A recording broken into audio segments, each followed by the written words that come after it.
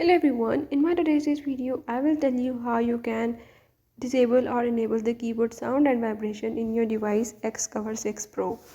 So if in this device, if you want to turn on or if you want to turn off the vibration and sound on the key press of the keyboard, you can easily do it just by following the few steps as I will tell you.